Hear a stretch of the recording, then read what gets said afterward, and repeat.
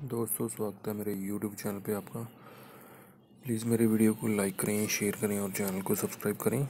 दोस्तों आज हम करेंगे अमेज़ॉन क्विज़ टाइम। दोस्तों वीडियो को लाइक ज़रूर करें। पहले का आंसर दोस्तों ये पहले वाला ही है, डॉल्फिन। दूसरे का आंसर दोस्तों ये लास्ट वाला है, रवि की वेव, रानी की वेव। तीसरे का आंसर दोस्तों ये तीसरे वाला है, MC मैरी कॉम।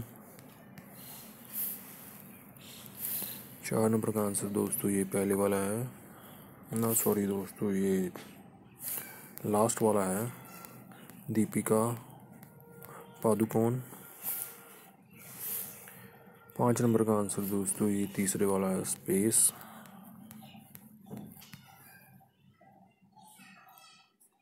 दोस्तों वीडियो को लाइक करें, शेयर करें और चैनल को सब्सक्राइब करें। विनर अनाउंसमेंट 29 फरवरी को होगी इस क्विज़ की। Thanks for watching.